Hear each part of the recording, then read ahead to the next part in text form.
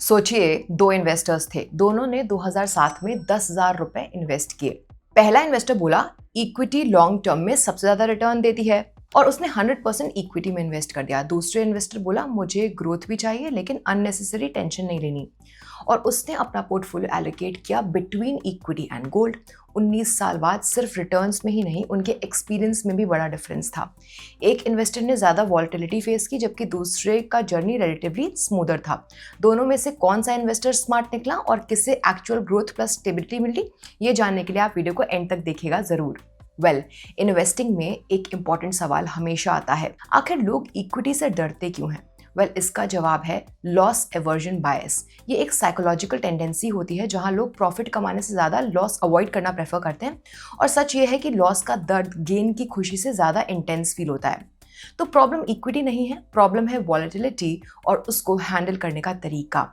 यहीं पर asset allocation का रोल शुरू होता है। एसेट एलोकेशन एक इन्वेस्टमेंट स्ट्रैटेजी है जिसमें आप अपने पोर्टफोलियो को अलग अलग एसेट क्लासेस जैसे कि equity, debt, gold, silver etcetera में डिवाइड करते हो ताकि रिस्क को बैलेंस किया जा सके। लेकिन सबसे बड़ा सवाल ये है कि आपके म्यूचुअल फंड पोर्टफोलियो के लिए आइडियल एसेट एलोकेशन क्या होना चाहिए। आज हम इसी को डेटा के थ्रू समझेंगे। तो आगे बढ़ने से पहले वीडियो को लाइक और चैनल को सब्सक्राइब कर दीजिए सो दैट ऐसे इंसाइट्स आपसे मिस ना हो। फर्स्ट, आपको अपने म्यूचुअल फंड पोर्टफोलियो के लिए एसेट एलोकेशन की जरूरत आखिर क्यों होती है? एसेट एलोकेशन डिस्कस करने से पहले आपको सबसे पहले समझना होगा कि डिफरेंट एसेट क्लासेस के बीच में कोरिलेशन क्या होता है। देखिए, इन्वेस्टिंग की दुनिया में ना कोरिलेशन एक स्टैटिस्टिकल मेजर है जो बताता है कि दो अलग अलग एसेट क्लासेस एक दूसरे के रिलेशन में कैसे मूव करते हैं। इन रिलेशनशिप्स को समझना ही डाइवर्सिफिकेशन का सीक्रेट सॉस है। यहाँ गोल सिर्फ अलग अलग एसेट क्लासेस रखना नहीं होता है, बल्कि ऐसे एसेट क्लासेस रखना होता है जो कि एक साथ क्रैश ना करें। कोरिलेशन को -1 से +1 के स्केल पर मेजर किया जाता है। +1 यानी परफेक्ट पॉजिटिव कोरिलेशन। यहाँ पर एसेट क्लासेस एक ही डायरेक्शन में मूव करते हैं। अगर एक एसेट ऊपर जाता है तो दूसरा भी यूजुअली ऊपर जाता है। 0 यानी कि uncorrelated asset classes independently move करते हैं, ना सिर्फ स्टॉक मार्केट से बल्कि एक दूसरे से भी। ये आपके पोर्टफोलियो को डाइवर्सिफिकेशन देते हैं जिससे कि वॉलेटिलिटी और रिस्क कम होता है। -1 परफेक्ट नेगेटिव कोरिलेशन। यहाँ एसेट क्लासेस ऑपोजिट डायरेक्शन में मूव करते हैं। अगर एक ऊपर जाता है तो दूसरा नीचे जाता है। ये डाइवर्सिफिकेशन के लिए स्ट्रॉन्ग केस बन सकता है। चलिए अब कुछ एग्जांपल्स के थ्रू डिफरेंट एसेट क्लासेस के बीच कोरिलेशन को समझते हैं। तो जैसे आप इस टेबल में देख सकते हो, स्टॉक्स यानी कि डोमेस्टिक इक्विटी का शॉर्ट टर्म और लॉन्ग टर्म डेट फंड्स के साथ लो कोरिलेशन है। इसलिए आप अपने म्यूचुअल फंड पोर्टफोलियो को इक्विटी फंड्स और डेट फंड्स के कॉम्बिनेशन से डाइवर्सिफाई करने पर कंसिडर कर सकते हो, क्योंकि इन एसेट क्लासेस के बीच कोरिलेशन कम है। इक्विटी का प्राइमरी फोकस कैपिटल एप्रिसिएशन पर होता है जबकि डेट फंड्स का फोकस कैपिटल प्रोटेक्शन और रेगुलर कैश फ्लोज पर होता है। गोल्ड का इक्विटीज के साथ नेगेटिव कोरिलेशन होता है जबकि शॉर्ट टर्म और लॉन्ग टर्म डेट फंड्स के साथ इसका कोरिलेशन लो होता है। गोल्ड को पोर्टफोलियो में रखने का सबसे पावरफुल रीजन ये है कि इसका ट्रेडिशनल एसेट्स जैसे कि इक्विटीज के साथ लो और नेगेटिव कोरिलेशन होता है। जब इकोनॉमिक ग्रोथ का पीरियड होता है तब इक्विटीज जनरली अच्छा परफॉर्म करती हैं, लेकिन अनसर्टेनिटी के दौरान गोल्ड ज़्यादा अच्छा परफॉर्म करता है। गोल्ड को अक्सर क्राइसिस कमोडिटी भी कहा जाता है। जब ग्लोबल कॉन्फ्लिक्ट्स बढ़ते हैं या फिर ट्रेड वॉर्स इंटेंसिफाई होते हैं तब इन्वेस्टर्स गोल्ड की टैंजिबल सिक्योरिटी को प्रेफर करते हैं। सिल्वर एक इफेक्टिव पोर्टफोलियो डाइवर्सिफायर हो सकता है क्योंकि इसका डुअल रोल होता है, एक प्रेशियस मेटल हेज के रूप में और एक इम्पॉर्टेंट इंडस्ट्रियल कंपोनेंट के रूप में। इस वजह से इसका स्टॉक्स और बॉन्ड्स के साथ कोरिलेशन रिलेटिवली लो होता है। अब काफ़ी सारे एक्सपर्ट्स रेकमेंड करते हैं कि आप अपने म्यूचुअल फंड पोर्टफोलियो में 10 to 15% एलोकेशन कमोडिटीज़ जैसे कि गोल्ड और सिल्वर को दीजिए, लेकिन साथ ही ये भी सजेस्ट किया जाता है कि गोल्ड का एलोकेशन ना सिल्वर से ज़्यादा होना चाहिए, क्योंकि सिल्वर अपनी इंडस्ट्रियल एप्लीकेशंस की वजह से स्टॉक मार्केट करेक्शंस के दौरान ज़्यादा वल्नरेबल हो सकता है। तो अब चलिए डोमेस्टिक और international equities specially US stock markets के बीच कोरिलेशन को कंपेयर कर लेते हैं। दोस्तों, यहाँ पे इंडियन और यूएस स्टॉक मार्केट्स के बीच सेमी स्ट्रॉन्ग कोरिलेशन देखा जा सकता है। फिर भी एक्सपर्ट्स रेकमेंड करते हैं कि पोर्टफोलियो का 10 to 20% हिस्सा इंटरनेशनल फंड्स में पर्टिकुलरली उन फंड्स में जो कि यूएस स्टॉक मार्केट्स को ट्रेड करते हैं एलोकेट किया जाए। इससे आप ना डोमेस्टिक रिस्क से डाइवर्सिफाई कर सकते हो, यूएस डॉलर के इंडियन रुपी के अगेंस्ट एप्रिसिएशन का बेनिफिट ले सकते हो और उन ग्लोबल अपॉर्चुनिटीज को टैप कर सकते हो जो कि अभी इंडियन इकोनॉमी में अवेलेबल नहीं है। फॉर एग्जाम्पल 2016 की डीमोनेटाइजेशन और 2018 का IL&FS डेट डिफॉल्ट क्राइसिस ने इंडियन स्टॉक मार्केट्स को इम्पैक्ट किया था, लेकिन यूएस स्टॉक मार्केट्स पर इसका कोई भी सिग्निफिकेंट असर नहीं पड़ा था। अपने म्यूचुअल फंड पोर्टफोलियो के लिए आइडियल एसेट एलोकेशन कैसे डिटरमाइन करें?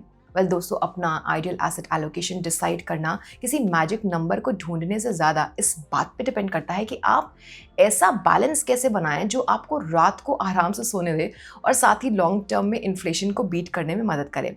इससे आप अपने फाइनेंशियल इंजन की रेसिपी समझ सकते हो, जहां सही मिक्स होता है फ्यूल, इक्विटी और स्टेबिलिटी डेट का। अब आइडियल एसेट एलोकेशन समझने के लिए चलिए कुछ डिफरेंट पोर्टफोलियोज को कंसिडर कर लेते हैं।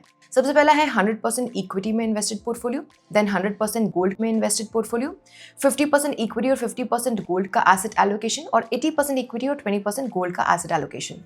इस कैलकुलेशन का टाइम पीरियड 1 जन 2007 से 31 दिसंबर 2025 तक का है, यानी टोटल 19 ईयर्स का पीरियड।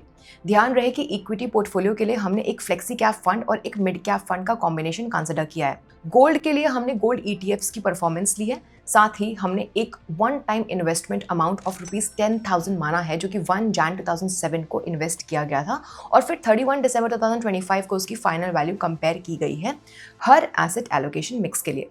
तो जैसे कि आप टेबल में देख सकते हो, 1 जन 2007 से 31 दिसंबर 2025 के पीरियड में सबसे ज़्यादा returns 50% equity, 50% gold ETF mix और 80% इक्विटी, 20% गोल्ड ETF मिक्स से मिले।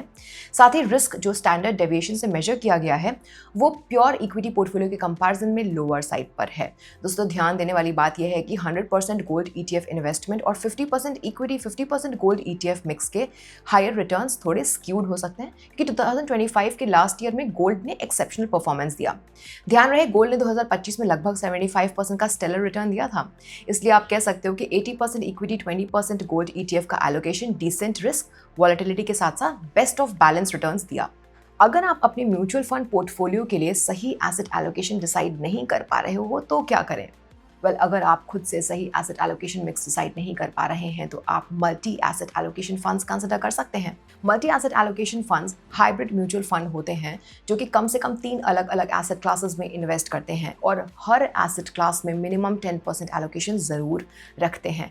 ये फंड्स आपको ऐसा डाइवर्सिफाइड पोर्टफोलियो देते हैं जिसमें लो या फिर नेगेटिव कोरिलेशन वाले एसेट्स शामिल होते हैं, जो कि कोरिलेशन रिस्क को कम करने और लॉन्ग टर्म में कंसिस्टेंट रिटर्न्स की पोटेंशियल बढ़ाने में मदद कर सकते हैं।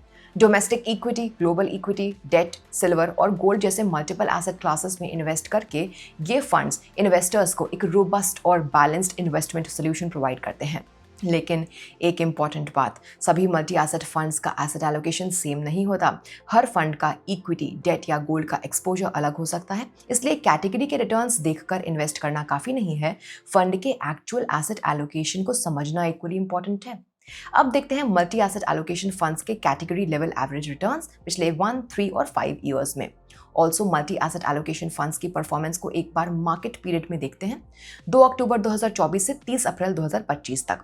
दोस्तों, इस पीरियड में हम मल्टी एसेट एलोकेशन फंड्स के एब्सोल्यूट रिटर्न्स को निफ्टी 200 TRI के साथ कंपेयर करते हैं। निफ्टी 200 इंडेक्स में निफ्टी 100 और निफ्टी मिड कैप 100 इंडेक्स की सभी कंपनीज शामिल होती हैं। यहाँ पर आप देख सकते हो कि इस पीरियड में मल्टी एसेट एलोकेशन फंड्स ने एवरेज 1.92% का रिटर्न दिया, जबकि निफ्टी 200 TRI ने -7.72% का रिटर्न दिया।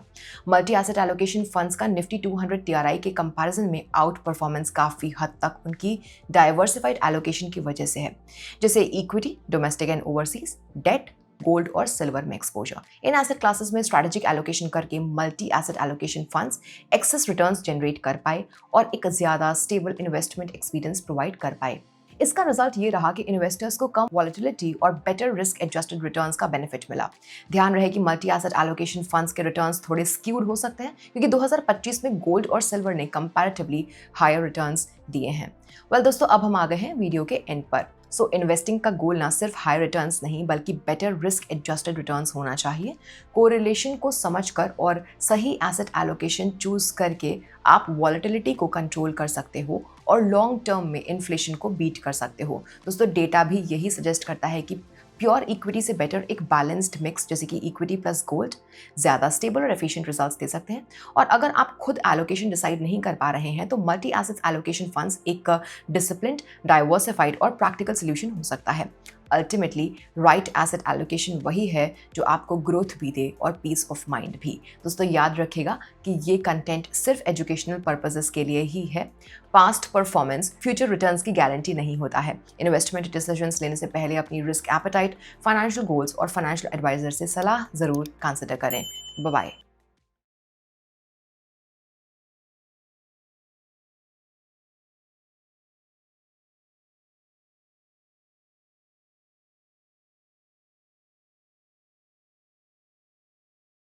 Investment in securities market are subject to market risks. Read all the related documents carefully before investing. Please read the risk disclosure documents carefully before investing in equity shares, derivatives, mutual fund, and or other instruments traded on the stock exchanges.